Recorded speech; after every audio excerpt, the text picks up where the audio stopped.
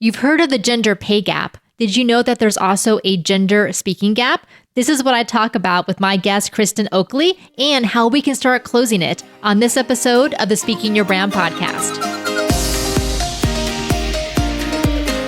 More and more women are making an impact by starting businesses, running for office, and speaking up for what matters.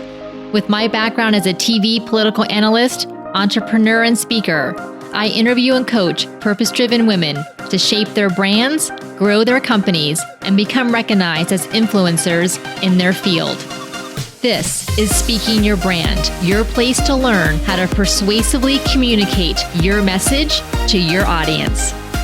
Hi, everyone. Welcome to Backstage with Speaking Your Brand. I'm Carol Cox, founder and CEO of Speaking Your Brand, and we are talking today about closing the gender speaking gap. And I promised in my tease for today's show that I'm going to share a story from a few years ago where I was at an event hosted by a very prominent women's organization. And I was really mad about who they selected to be on stage. That's a little tease for you to stay tuned because it really has to do with this idea of the gender speaking gap.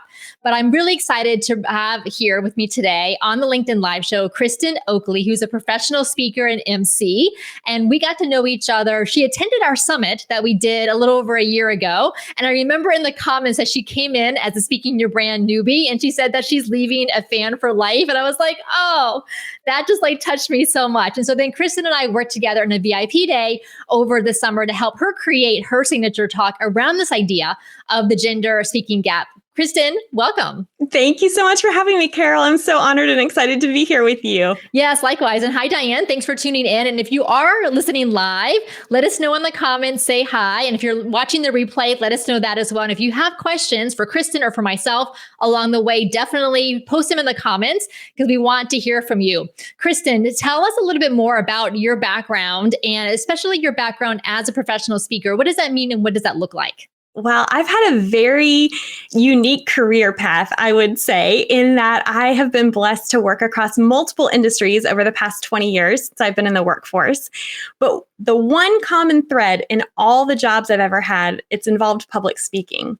And what's so fascinating is a lot of the industries I found myself in were not ones that I had any prior experience in or knowledge of. But the door opened for me to work in those industries because of my public speaking skills.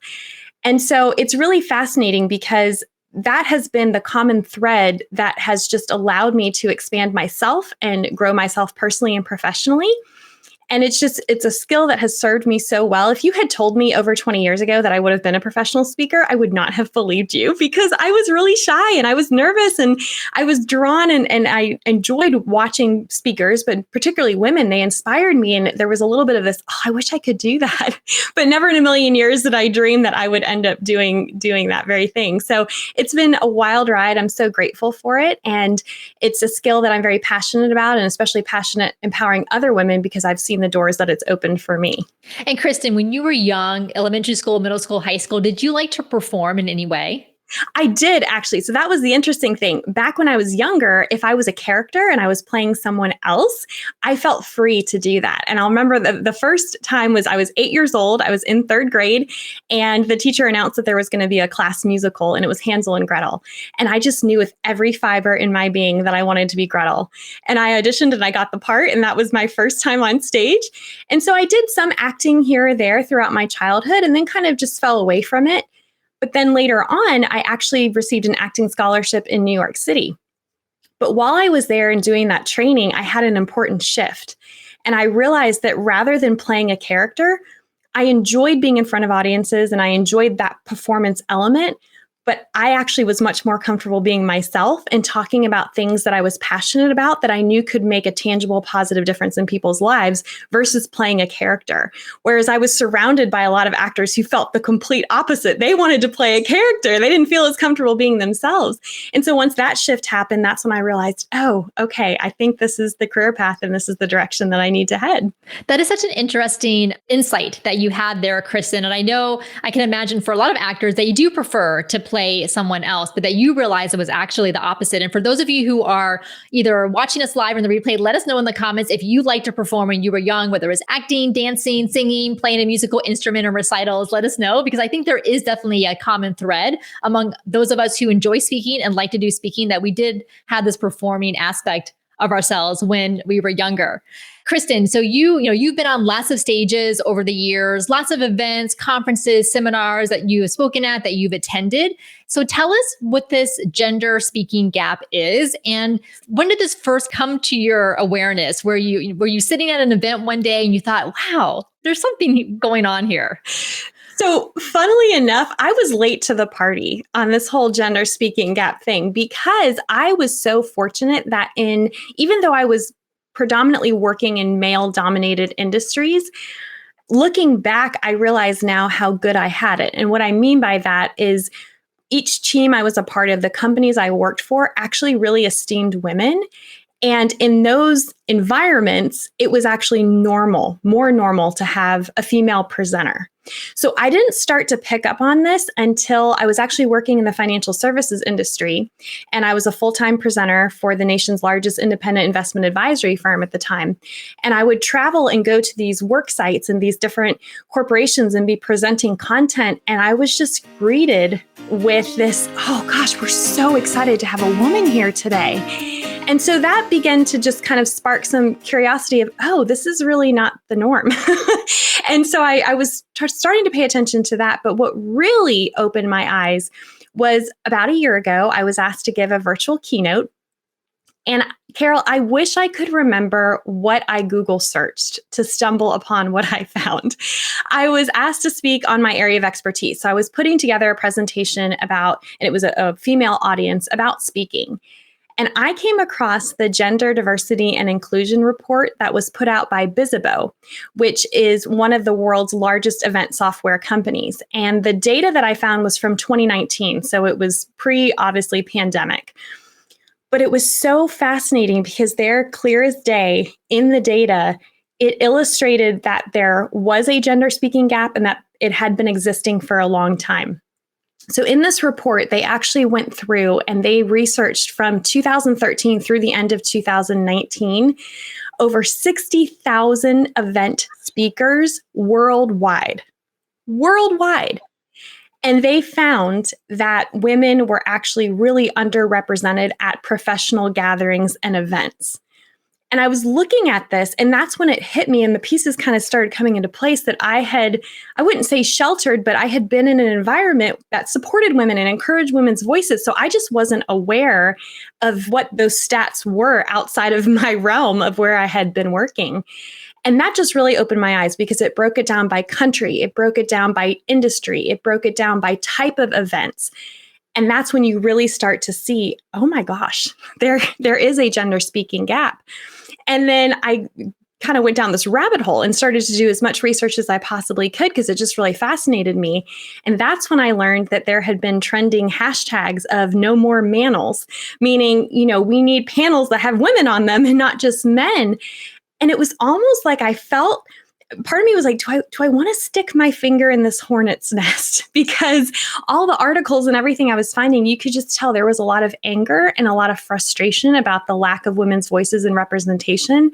But it lit this fire in me of, I need to learn more and I need to figure this out. And I'll pause with that. But that was kind of what really opened my eyes just a year ago to what had been going on for many years, but I just wasn't as aware of it. Well, first, I'm grateful for that organization for having analyzed 60,000 events and their speakers and panelists to come up with this data set to begin with. That's extraordinary. And one of my favorite resources is called Gender Avenger.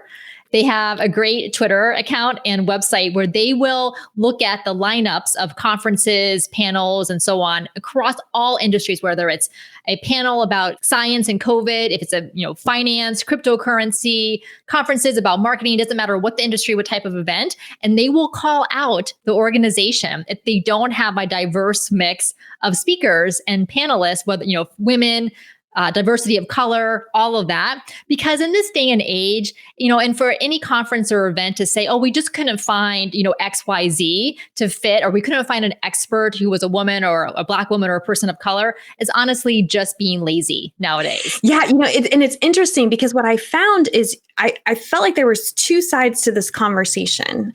And of course, you've been following this even longer than I have, but it seemed like there was that camp that was almost pointing fingers, passing blame at event organizers and saying, they need to do a better job. And I understand. I was like, okay, there are systemic things that probably definitely need to change. And then you had the camp that was kind of whining and complaining, we just can't find enough female speakers. And I'm like, well, that can't be totally right either, because we exist and I know we do. And so my mind began churning of, okay, I don't want to join the complaint train, right? Like, obviously there's an issue, there's a gap. And my mind always goes to, if there's a problem, okay, well, what can I do to help be part of the solution? And what I found that there wasn't really a lot of conversation around that I could find yet, were people really talking about, okay, well, how do we empower more women to own their expertise, to own their voice, and to step up into the skill set so that we can kind of merge these two worlds and no longer will there be a gap. So that was kind of what really started motivating me is, okay, well, what can we do to be part of that solution? Yeah, that's an excellent point, Kristin. It reminds me that this was about 5 years ago now. I was listening to a podcast that was hosted by HubSpot, and they have their inbound marketing conference that they host every year. It's huge. I mean, I don't even know, thousands and thousands of attendees, hundreds of speakers, because they have multiple tracks going on at the same time. So lots and lots of speakers. And again, this was about 5 years ago. So hoping the numbers have changed. But the two hosts said that, they wanted to have a 50-50 balance of male and female speakers, but they don't get enough submissions from women to speak at the event in order to hit those numbers. And so, yes, to your point, there are things that we have to do on both sides. And that's why, I appreciate the work that you do. And of course, what we do here at Speaking Your Brand is to help women put together those speaking proposals, find their best topics, put themselves out there, optimize their LinkedIn profiles so that they can be selected as speakers and put out their speaking submissions. So, Kristin, so this gender speaking gap is this idea that when we go to events and conferences, we tend to see more men on stages than we tend to see women. And of course, like we talked about, there's myriad reasons for that. So I'll share a story, the one that I had teased. So this was back in November of 2016. So it was actually a week or two after the November 2016 election, which of course didn't go the way that many of us had hoped. And so actually Diane, who's our lead speaking coach, and I know she was here watching us, she and I went to this event together, and it was hosted by a very well-known, prominent women's organization. So this was their local chapter. It's a national organization. If I said the name, everyone would know who it was. It's enough of a hint. And so we had been members of this organization for the past year or two. And so we were excited. This was their annual event that they were hosting. So basically all women attendees there. And they were celebrating some women who had won some awards that they were giving away. So we get to this nice country club, for the luncheon, and get ready for the keynote speaker.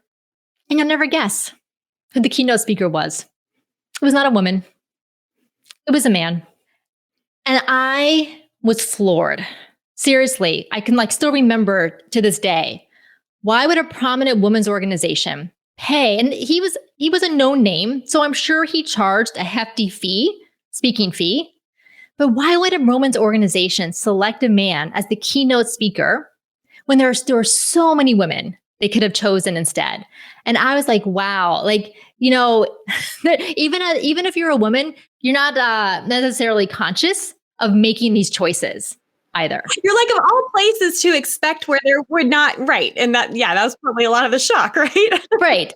And then what his message was so out of touch with the audience being women professionals and entrepreneurs. It just was not a good fit all the way around. So for multiple reasons, Diane and I ended up not renewing our membership at that organization because it didn't feel aligned with our values. And so this is why I enjoy having this conversation with you, Kristin, is to raise our awareness for, the choices that we're making and who we're listening to, who we're selecting for whatever the events happen to be.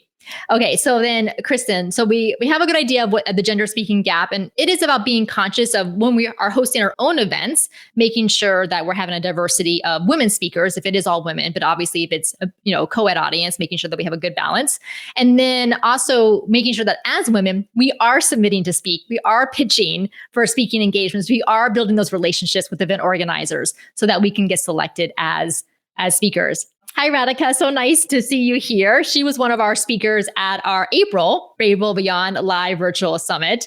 Yeah, she's done a lot of speaking, mostly in corporate settings. All right. So, Kristin, you recently did, I believe, an in-person speaking engagement. Oh, I did. Well, it was a hybrid, which was so fun because that's really becoming the new normal. So yes, but go ahead and I'll feel free to tell you more about it. So yeah, I did my first in-person speaking engagement in September, the first since COVID had started. So it had been well over a year and a half, and it was great to be back in person. It was also exhausting. Like, I think I've forgotten how much energy it takes to be in person with a group of people. It's totally different than being on Zoom.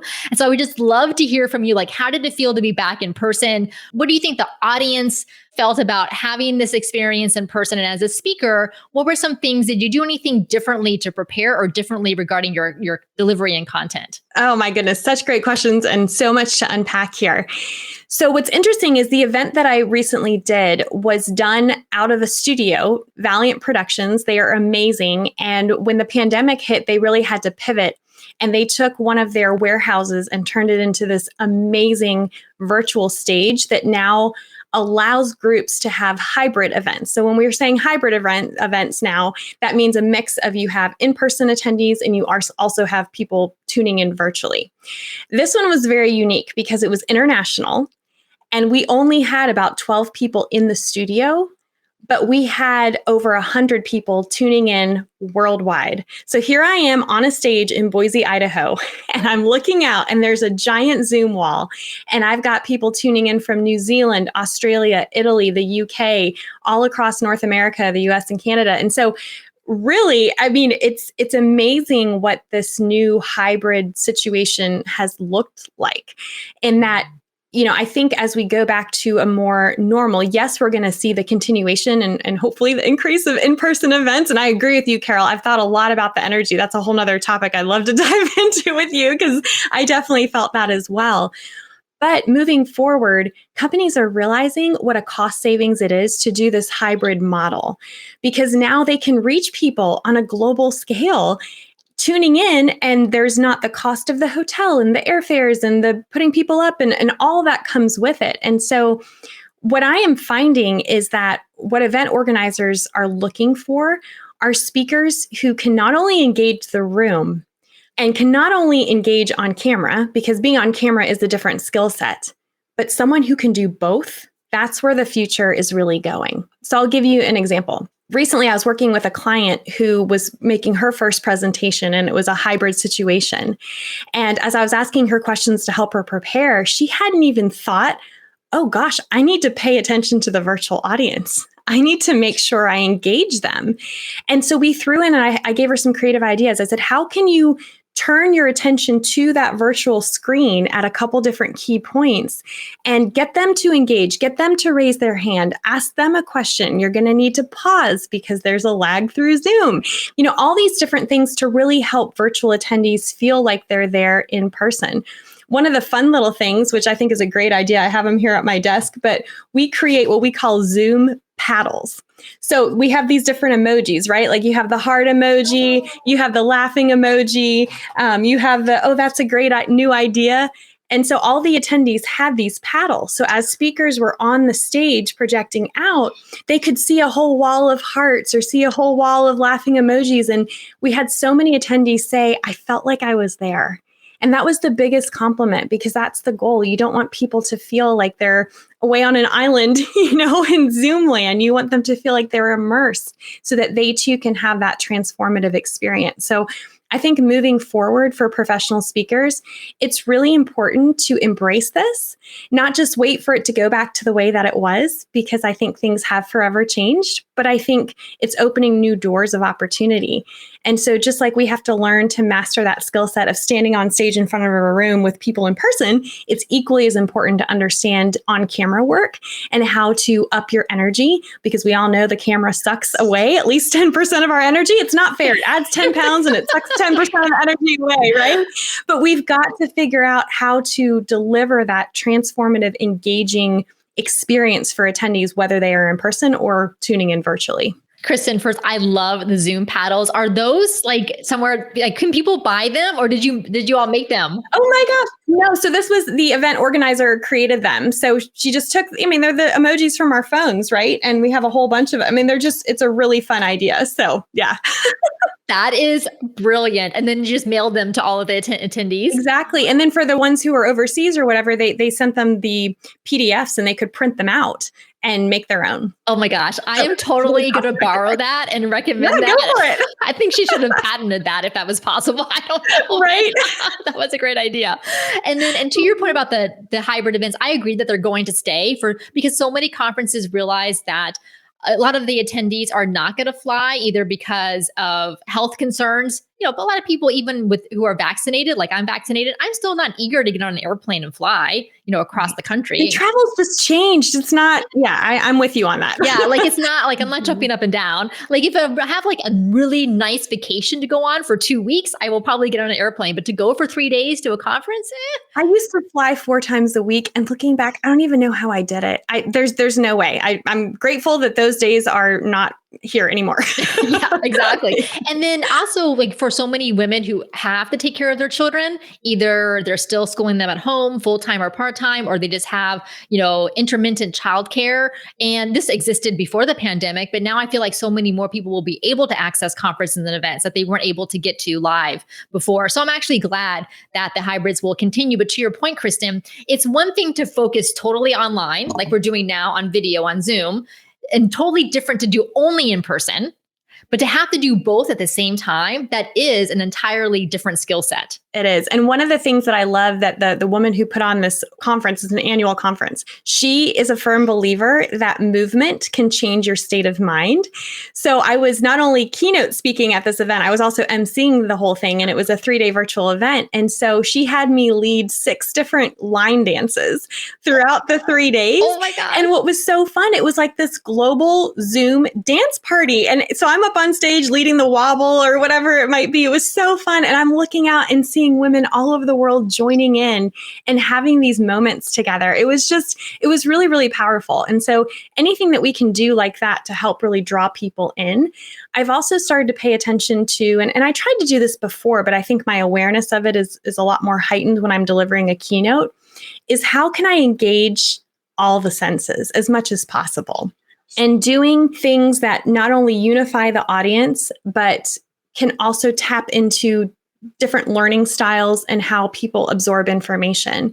So one quick story I'll share if you'd like to hear. Yes, please. This was last May. So I was out at the same studio that I just mentioned, and this was for another global event, a 2-day event, and I delivered the final keynote on the first day. And as I was preparing the content, I felt led to include a song that I felt really kind of summed up the message of my talk. And so I shared a little bit of the story of the song, and then I allowed it to play, and I had the lyric video on the screen. And I asked the attendees that during the course of the song, they were to have a blank sheet of paper, and they were to write out something that they were committed to doing using one of the phrases of the song. And then at the end, and I get chills thinking about it, everyone held up what they had promised to themselves to kind of anchor in what they had just learned and what they were going to do moving forward.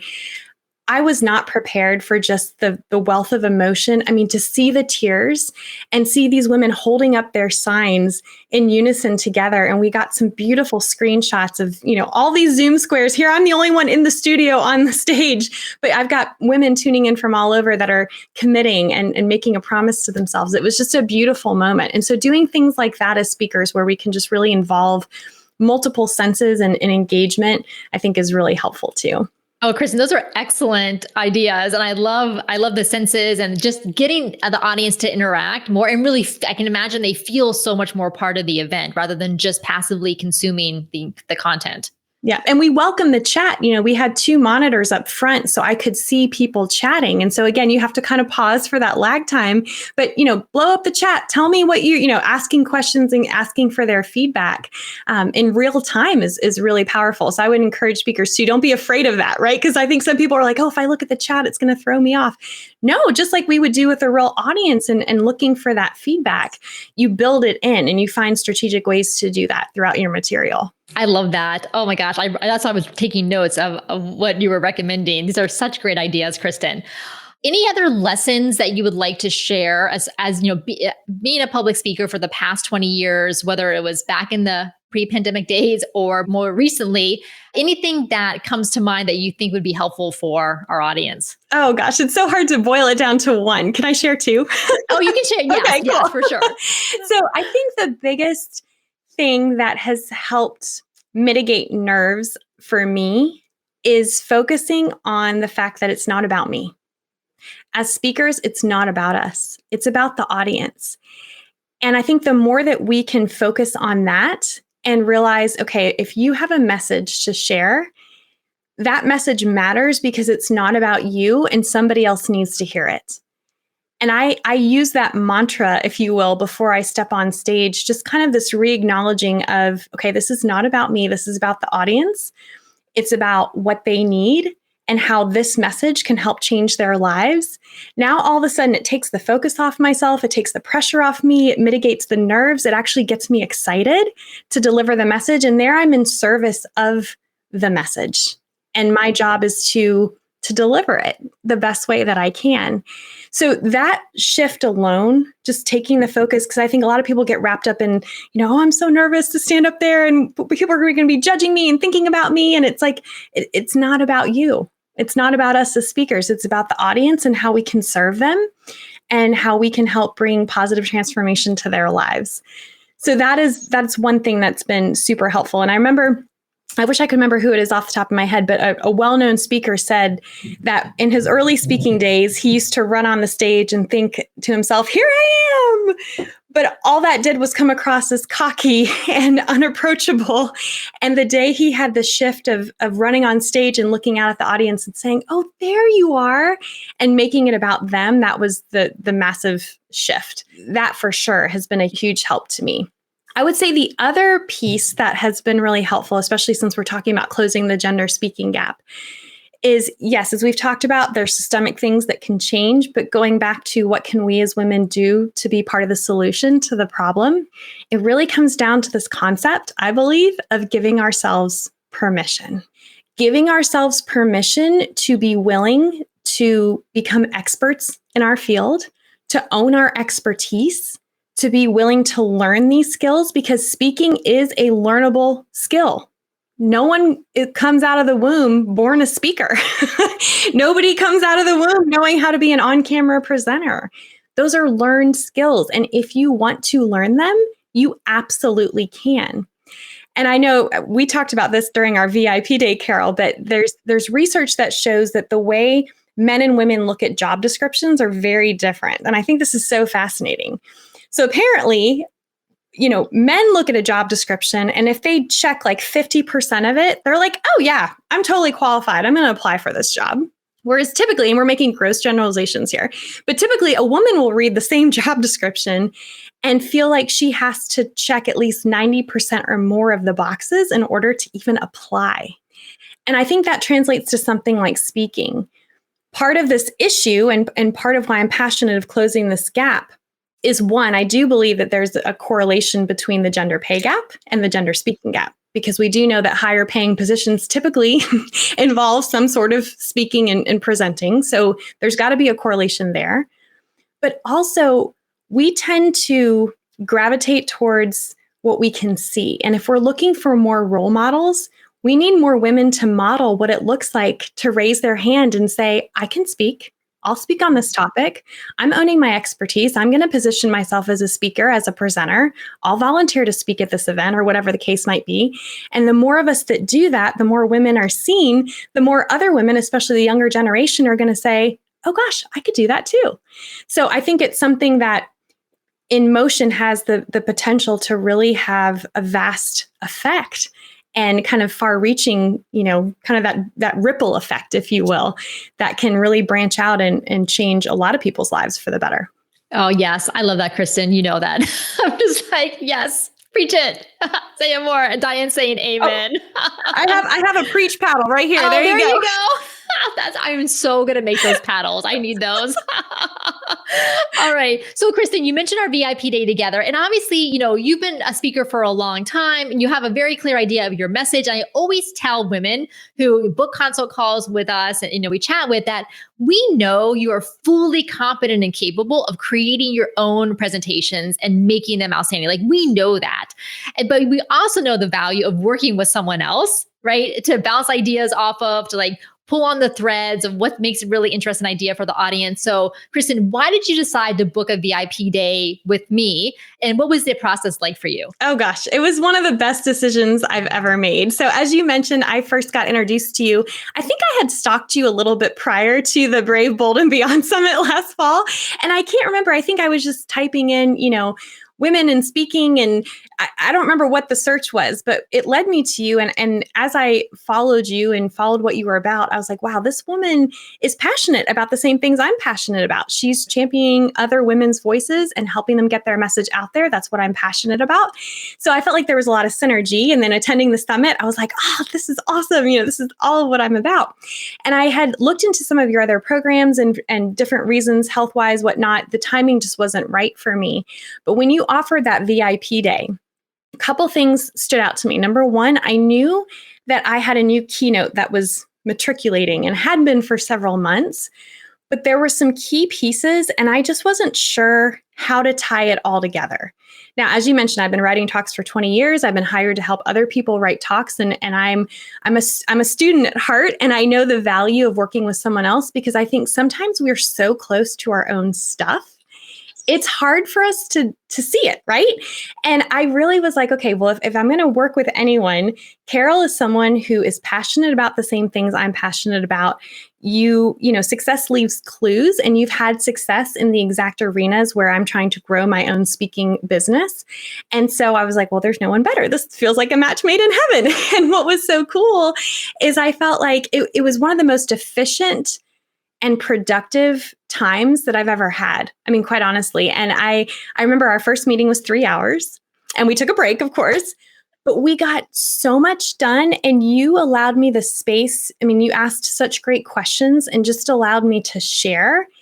And at the end, when I could see how you had taken everything that had been up here for months that I had been kind of juggling around and just wondering, okay, how is this going to fit? And how do I tie this in? And you did it and you wove it together so beautifully. I mean, it was a co-creative process, right?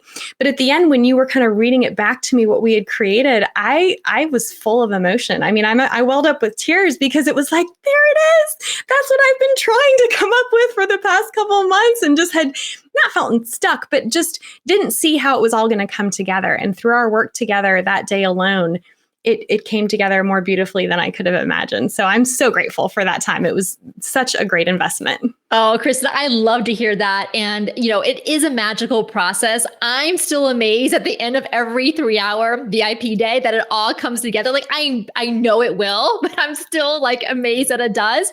And it's, to you and to our clients credit too, because you come with these amazing ideas, like to us, and you're so open and willing to answer all of our questions that Diane and I asked during the VIP days. It's a necessary part of that process, right? Right. And I know sometimes people are like, I'm just like babbling and rambling. I'm like, no, it all makes sense. Mm-hmm. You're like, keep it coming. This is good, right? Yeah, exactly. Yeah. So Kristin, what's next for you? Oh gosh. So I've had some exciting opportunities as of late. I unfortunately, the position that I held as a full-time presenter was eliminated during COVID. And so when I lost my job in July of 2020, I kind of found myself at a crossroads.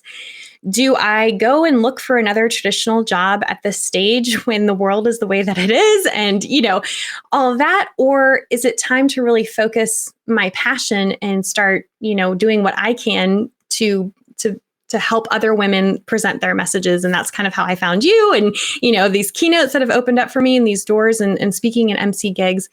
So I'm super passionate about that, but I'm also excited that there might be another opportunity for me to go back into the corporate space as a full-time presenter.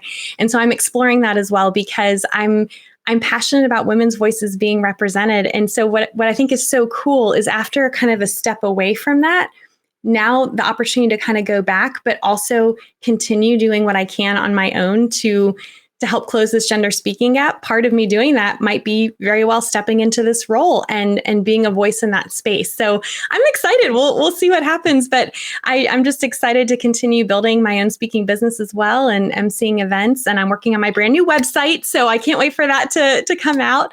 But just any way that I can to help further this work that I'm really passionate about. Oh, I love that, Kristin. And for those of you who are watching, make sure to connect with Kristin here on LinkedIn. She is in the event, listed as a speaker. So you can probably click there to go to her profile or put her name in and make sure to connect with Kristin there. And then Kristin, what is your website address? So it will be bookkristinOakley.com. So Kristin with a K and then 2 I's. That's always important. Yes. Okay. Good to know. Kristin, thank you so much for coming on Backstage with Speaking Your Brand. I have so enjoyed getting to know you, and I am so grateful that you are out there standing on stages and inspiring more women to do the same. It was such a pleasure talking with you. Likewise. Thank you so much for having me, Carol. And thank you for everything that you're doing to help close the gender speaking gap and just to empower more women. It's just a beautiful thing. As you probably figured out, this episode was the audio from our LinkedIn live show. We do our LinkedIn live show every other Monday right on LinkedIn. The best way to get notified when our next LinkedIn Live is and what the topic is to join our email list. You can do that by going to speakingyourbrand.com/guide. That's also going to get you our thought leadership workbook. That's at speakingyourbrand.com/guide, GUIDE. You're going to definitely want to stay tuned for the episodes that we have coming up. In February, we're doing a series all about storytelling. Next week, I'm going to talk about what makes a compelling keynote speaker. So what are those essential ingredients that make some speakers stand out from others? That's what I'll be talking about next week. And then the following week, I'm going to be talking about how to find the emotional heart of your message. This is so important, especially for keynote speaking. And then we're going to talk about the role of symbols and metaphors in our stories. And then we're going to finish up the month on storytelling with my own journey of how I have found and used my voice. I guess I should say how I found, lost, and found again and used my voice, because that episode will be the 5-year anniversary of this podcast. So definitely stay tuned. Don't miss these future episodes. Click follow in your podcast app and share this episode with a friend or a colleague who you think would benefit from it. Until next time, thanks for listening.